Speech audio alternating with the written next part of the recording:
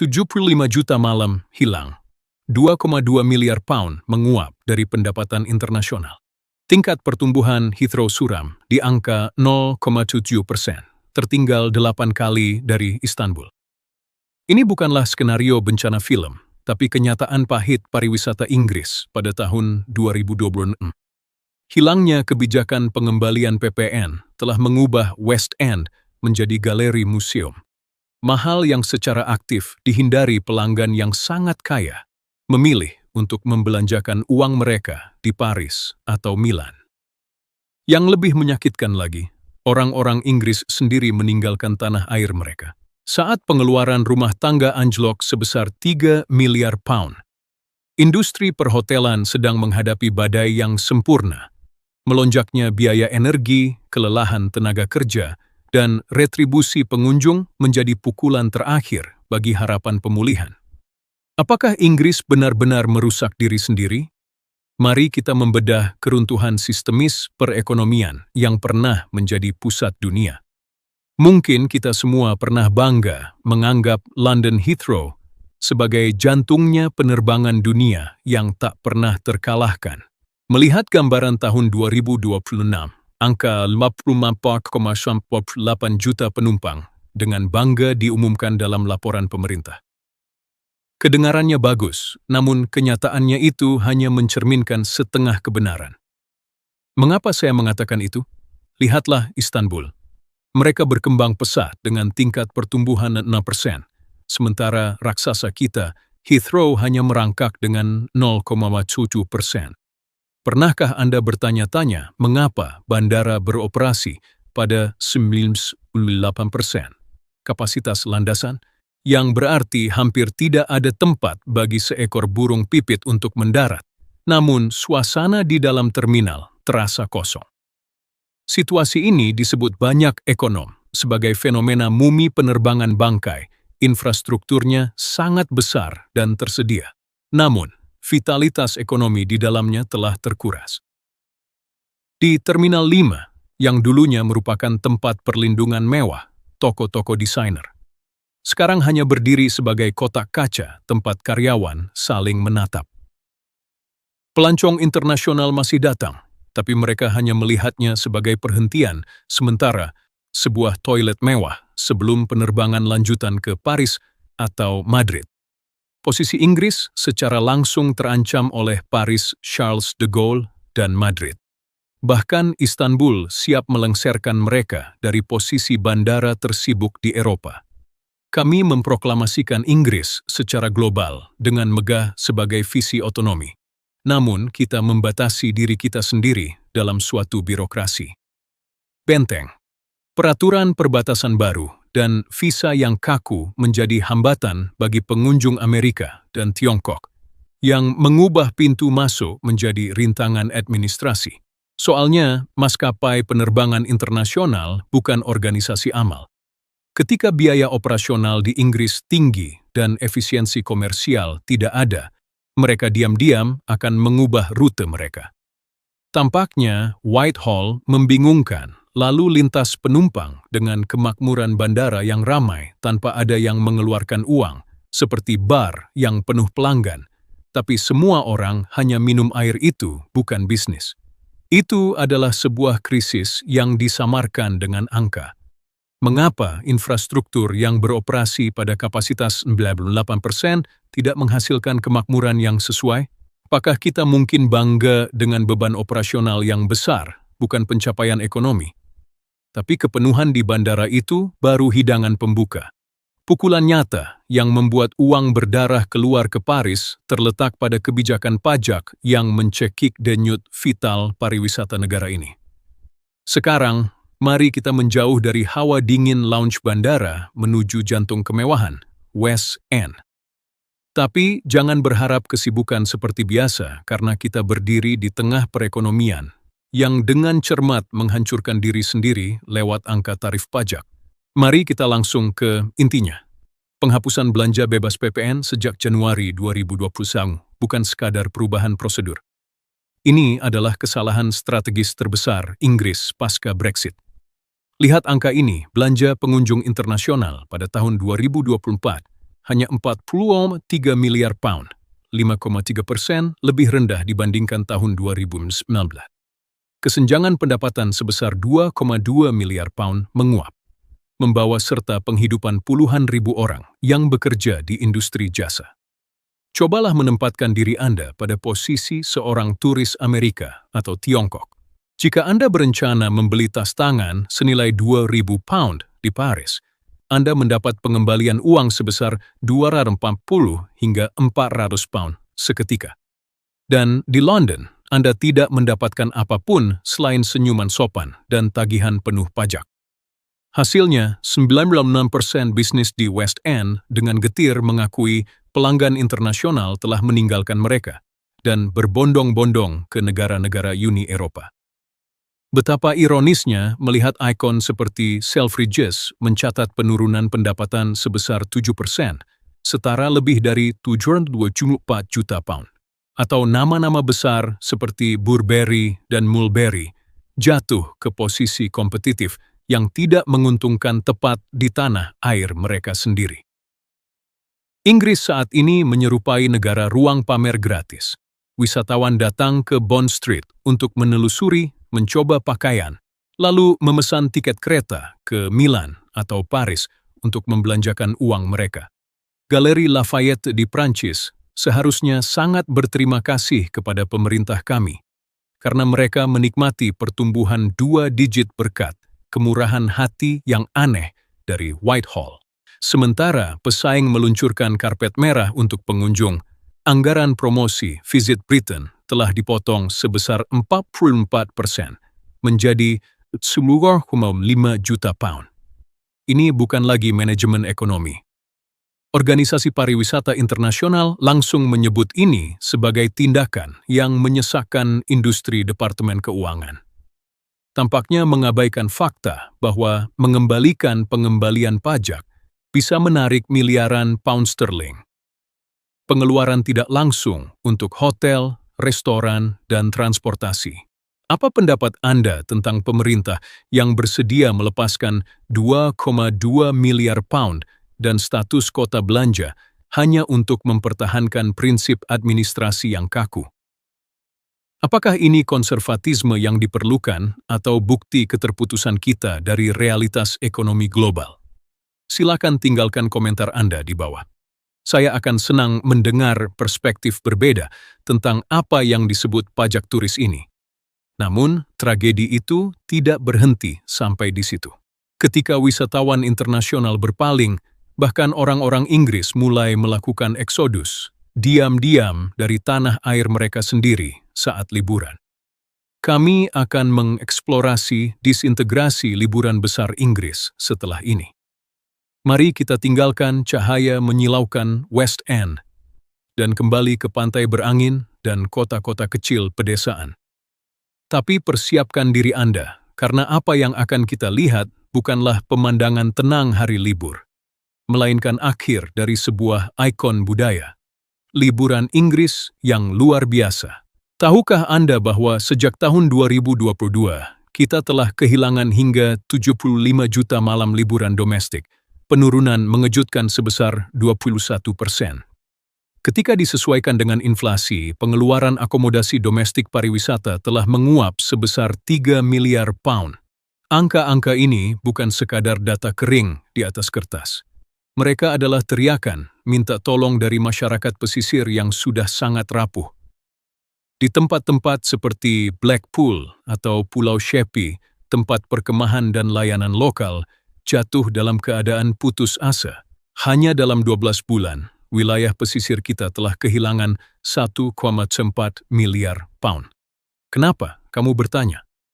Karena perjalanan ke Mallorca di Spanyol sekarang lebih murah daripada liburan akhir pekan di Cornwall, negara sendiri. Mengapa ada absurditas ini? Jawabannya terletak pada paradoks pajak yang saya sebut sebagai mensubsidi pelarian. Penerbangan internasional dikecualikan dari pajak bahan bakar, sementara hotel lokal Anda dan restoran dibebani berbagai jenis PPN dan pajak usaha. Pemerintah sepertinya tidak sengaja mensubsidi kita untuk membelanjakan mata uang asing. di Mediterania alih-alih mendukung bisnis yang sedang berjuang di tanah air. Perjalanan secara bertahap menjadi kemewahan hak istimewa bagi orang kaya di daerah perkotaan. Sedangkan dompet kelas atas di kota-kota besar terus tumbuh sebesar 2,1 miliar pound. Gaya hidup liburan tradisional, keluarga kelas pekerja Inggris sedang mengalami disintegrasi. Orang tua sekarang harus khawatir akan meroketnya tagihan Wi-Fi dan energi di tempat perkemahan, daripada menikmati waktu bersama anak-anak mereka. Kota-kota kecil dan daerah pedesaan diberi status waspada merah dengan pendapatan yang turun hingga 30%. Kita menikmati insentif pajak rendah karbon untuk terbang ke luar negeri. Sementara resor liburan domestik menjadi kenangan usang, hari libur besar Inggris, yang pernah mendefinisikan identitas generasi kita sekarang, tampak seperti kemewahan jauh yang dihambat kebijakan. Apakah adil jika kebijakan perpajakan saat ini mendorong kita untuk mengeluarkan uang ke luar negeri daripada mendukung komunitas tepat di sebelah kita? Apakah kita mungkin sedang menghapus nilai-nilai tradisional kita sendiri? Runtuhnya pariwisata perbatasan membawa kita ke kebenaran memilukan lainnya. Bahkan London, permata yang sekali dianggap tak tergoyahkan, tidak lagi menjadi tujuan impian seperti yang Anda pikirkan. Mari kita kembali ke jalanan ramai London, tapi kali ini bukan glamor. Kita akan melihat kenyataan yang nyata. London secara bertahap menjadi kota yang hanya bisa Anda kagumi, tetapi tidak bisa Anda tinggali kecuali Anda termasuk dalam 1% teratas dunia. Orang-orang superkaya, data dari Google telah membunyikan alarm jumlah pencarian penerbangan dan hotel ke London mengalami penurunan sebesar 2%. Jumlah ini mungkin terlihat kecil, namun dalam skala besar dunia perjalanan itu adalah eksodus diam-diam. Saat ini, London telah naik ke posisi ke-14 secara global dalam hal mahalnya melebihi tetangganya Paris sebesar 25 hingga 30% dalam total pengalaman biaya. Mari kita lihat tagihan untuk hari biasa. Semalam, di hotel di sini dikenakan biaya rata-rata £190, 27% lebih mahal dari £150 di Paris. Masuklah ke restoran, dan Anda akan menemukan tagihan 20 hingga 25% lebih tinggi daripada di ibu kota Prancis. Bahkan transportasi pun menjadi beban. Tiket angkutan umum di London berbiaya sekitar 2,80 hingga 3,1 pound, jauh lebih mahal dari 2,11 pound di Paris. Kami masih bangga dengan paradoks museum gratis. Itu benar. Anda tidak mengeluarkan uang untuk mengagumi lukisan tak ternilai di Galeri Nasional. Tapi begitu Anda melangkah keluar, anggaran Anda akan terbakar untuk camilan dan naik kereta bawah tanah. Satu pint bir seharga antara 6 hingga 20 pound telah menjadi norma di kota berasap ini. Apa konsekuensinya? Dunia sedang menemukan cinta baru. Pencarian destinasi alternatif sedang booming. Tokyo naik 64%. Rio de Janeiro naik 61%, dan Seville naik 43%. Wisatawan internasional aktif menghindari London, bukan hanya karena persepsi biaya ekstrem, tetapi juga karena meningkatnya angka kejahatan dan memburuknya sistem transportasi yang mencoreng nama kota London. Secara bertahap kehilangan identitas budayanya yang unik saat toko mandiri tercekik oleh harga sewa tinggi, memberi jalan bagi jaringan retail mewah yang tidak berjiwa. Kota ini dulunya adalah pusat kebudayaan untuk masyarakat luas, tapi sekarang tampaknya hanya menjadi taman bermain tertutup bagi orang super kaya. Bagaimana menurutmu? Bisakah London benar-benar bertahan dan berkembang jika hanya bergantung pada kekayaan 1% populasi super kaya? Ketika generasi muda, seniman, dan kelas menengah tidak mampu lagi membayar hidup di sini, akankah kota ini tetap menjadi jantung dunia? Tapi tahukah Anda, selain jebakan biaya ini, ada tembok lain yang sedang dibangun tepat di perbatasan, bukan dengan batu bata dan batu, tapi dengan peraturan administratif yang sangat kaku. Jika biaya hidup terjebak di London menjadi pukulan bagi dompet, maka sistem perbatasan yang berbelit adalah percikan. Air dingin langsung ke jantung keramah tamahan Inggris. Kami biasa mendengar tentang visi Inggris global yang terbuka dan sederhana. Tetapi kenyataannya, tahun 2000-an mengubah pulau ini menjadi benteng birokrasi yang sesungguhnya. Mari kita bicara tentang ETA, Sistem Otorisasi Perjalanan Elektronik. Kedengarannya modern, tetapi mewajibkan wisatawan membayar antara 10 hingga 20 pound hanya untuk diizinkan masuk, telah menciptakan hambatan psikologis yang signifikan. Terutama bagi tetangga Uni Eropa kita yang sebelumnya hanya membutuhkan KTP untuk melewati perbatasan dengan santai. Tapi puncak absurditasnya pasti adalah peristiwa bencana perbatasan pada 25 Februari 2026. Dapatkah Anda bayangkan pemerintah memaksa warga negara ganda membayar hingga 549 pound? Izin tinggal hanya untuk diperbolehkan pulang? Jutaan orang Inggris di Spanyol atau Australia jatuh ke dalam kekacauan maskapai penerbangan, takut denda besar, langsung menolak penumpang tepat di gerbang keberangkatan. Kebijakan perbatasan yang seharusnya menjadi alat pelindung kini malah berubah menjadi senjata melawan warga negara Inggris sendiri. Gambaran antrean panjang, orang-orang kelelahan menunggu di perbatasan. Bukan sekadar kegagalan teknologi, tapi kontradiksi konyol dalam pengelolaan negara.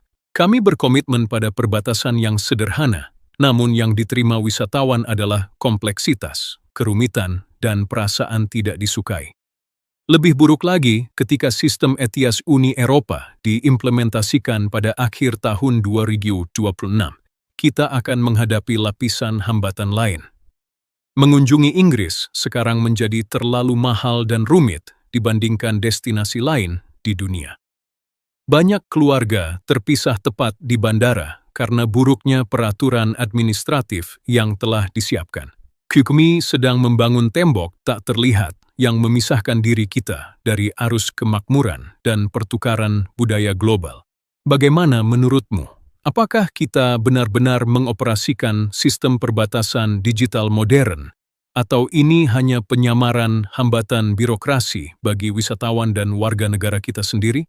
Namun, ketika perbatasan terkunci rapat karena prosedur yang rumit, kamar hotel di dalam negeri juga diam-diam menjadi paling kosong dengan cara yang memilukan. Lihatlah angka-angka ini, pendapatan per kamar yang tersedia. RevPAR di London telah turun sebesar 2% dari tahun 2018 hingga 2025. Namun hal yang paling menakutkan ada di dalam malam-malam terkompresi. Puncak saat hotel penuh lebih dari 90%. Jika pada tahun 2019 kita mengalami 59 malam seperti itu, maka pada 2025 jumlah ini turun menjadi hanya 18 malam. Wisatawan sudah tidak lagi bersedia membayar harga tinggi untuk tinggal di ibu kota. Pada acara-acara khusus ramalan cuaca untuk musim semi 2026, benar-benar mimpi buruk. Tingkat hunian pada bulan April diperkirakan hanya mencapai 28%, dan bulan Mei akan mencapai titik terendah 19%. Dapatkah Anda bayangkan, 80% kamar akan kosong selama apa yang seharusnya menjadi puncak musim turis? Meskipun pendapatan menurun, hotel juga tercekik oleh biaya tenaga kerja dan energi yang selangit. Dan seolah menambah pukulan terakhir, pemerintah setempat memperkenalkan retribusi pengunjung pajak tambahan sekitar 2 pound per malam. Untuk keluarga kelas menengah, ini adalah pukulan terakhir yang mengusir mereka dari hotel melati. Perusahaan besar seperti Travelodge dan Whitbread harus mengeluarkan peringatan tentang eksodus massal pemesanan jangka panjang. Polarisasinya dalam dan keras, sementara hotel ultra mewah tetap tangguh berkat dompet oligarki segmen anggaran yang merupakan tulang punggung wisata keluarga, sedang runtuh. Situasi di pinggiran kota dan daerah pesisir bahkan lebih buruk, dengan belanja real turun hingga 1,4 miliar pound. Ketika sebuah hotel tutup, bukan hanya kamar yang kosong, tapi runtuhnya seluruh rantai pasokan lokal, mulai dari makanan hingga layanan binatu. Mengapa pemerintah memilih momen ini ketika industri sedang berjuang untuk mengenakan pajak dan biaya tambahan? Apakah mereka memperlakukan wisatawan sebagai pohon uang tanpa habis, alih-alih aset nasional yang perlu dipupuk? Pernahkah Anda bertanya-tanya mengapa ikon seperti Savoy atau Ritz pernah membuat seluruh dunia angkat topi? Bukan hanya karena bangunannya, tapi keterampilan layanan halus yang terasah selama banyak generasi. Namun, setelah Brexit, kita kehilangan generasi muda, tenaga kerja antusias dari Uni Eropa, yang pernah menjadi tulang punggung industri perhotelan. Saat permintaan domestik menurun, mempertahankan tenaga kerja profesional tiba-tiba menjadi tugas yang mustahil secara finansial. Untuk bertahan hidup, dunia usaha terpaksa melakukan pengurangan biaya. Apa konsekuensinya yang tak terelakkan? Kemunduran nasional yang menyedihkan dalam standar layanan senyum tulus, dan pemahaman pelanggan secara bertahap digantikan oleh kelelahan dan kekurangan keterampilan. Bahkan jalan terkenal seperti Bond Street diperkirakan menjadi ruang pamer tak berjiwa pada tahun 2027, tempat orang datang untuk melihat, tapi tidak pernah membeli. Rasa puas diri akan masa lalu yang gemilang tampaknya telah membutakan para pembuat kebijakan di Whitehall. Mereka memandang pariwisata sebagai beban pajak untuk diperas, bukan aset strategis. Anda tahu, Harry Potter atau Jane Austen mungkin cerita yang hebat, tapi sekarang tidak lagi punya cukup sihir untuk menutupi realitas harga tinggi dan kompleksitas administratif. Daerah pesisir seperti Margate atau Scarborough menghadapi spiral kemunduran yang tak dapat diubah. Saat identitas mandiri digantikan oleh toko rantai yang seragam dan tanpa jiwa. Inggris kehilangan alasan bagi wisatawan untuk kembali. Kami sedang membangun tembok untuk memisahkan diri kita dari arus kemakmuran global dengan kedok kendali. Krisis tahun 2020 bukanlah bencana alam. Ini adalah bencana buatan manusia yang diciptakan dari kombinasi kesombongan yang salah, arah dan kebijakan-kebijakan jangka pendek. Pidato bagi era kejayaan pariwisata Inggris tampaknya telah ditulis saat ini juga. Kami telah melakukan perjalanan bersama melalui 7 bab dari buku besar yang penuh masalah. Dari lounge Heathrow yang sunyi hingga kota-kota pesisir yang terengah-engah. Gambaran industri pariwisata Inggris pada tahun 2020 bukanlah kecelakaan yang disengaja. Ini adalah akibat aneh dari kepuasan diri, di mana kita percaya bahwa kejayaan masa lalu sudah cukup untuk menopang masa depan. Ketika Anda menutup diri dari dunia dengan pajak dan hambatan birokrasi, dunia pun pergi ke tempat lain. Benteng, berkabut, kita mungkin tidak kekurangan hal untuk dilihat, tapi pahitnya, itu tidak lagi memberi pengunjung alasan kuat untuk tetap tinggal. Sebuah negara yang pernah menjadi pusat konektivitas global, kini melemah menukar kemakmuran dengan perasaan ilusi akan kendali. Jika kita terus berdiam diri menghadapi kebijakan-kebijakan yang menyesakkan identitas dan perekonomian kita, akankah generasi masa depan kita masih punya kesempatan untuk mengetahui liburan Inggris yang hebat di luar halaman buku sejarah? Apakah kita sedang menyaksikan akhir dari sebuah kejayaan kerajaan? Atau ini adalah kebangkitan terakhir yang menyerukan kepada kita untuk merebut kembali posisi kita di peta dunia? Jika Anda menemukan analisis hari ini sesuai dengan kekhawatiran di hati Anda, sukai video ini agar algoritma YouTube dapat menyampaikan kebenaran ini kepada lebih banyak orang. Bagikan dengan rekan-rekan Anda, mereka yang masih mendambakan Inggris yang makmur. Berlangganan dan tekan lonceng notifikasi. Kami akan terus menyelidiki dan menyampaikan cerita yang mungkin telah diabaikan media arus utama. Harap diperhatikan, konten dalam video ini didasarkan pada angka perkiraan, analisis ekonomi laporan dari sejumlah lembaga, dan data yang tersedia secara publik hingga tanggal produksi pada tahun 2026. Pernyataan tersebut merupakan pendapat pribadi dari pembawa acara dan para konsultan ahli yang ditujukan untuk memberikan perspektif multifaset dan merangsang diskusi publik. Kami tidak mewakili pemerintah, organisasi, atau partai politik manapun. Pemirsa harus menilai dan bertanggung jawab secara mandiri atas keputusan keuangan atau pribadi berdasarkan informasi dalam video ini. Ke Inggris kemsi kamu cantem, tapi keindahan itu saja menjadi tidak berarti jika tidak lagi bisa dinikmati untuk kita semua. Sampai jumpa di perjalanan selanjutnya.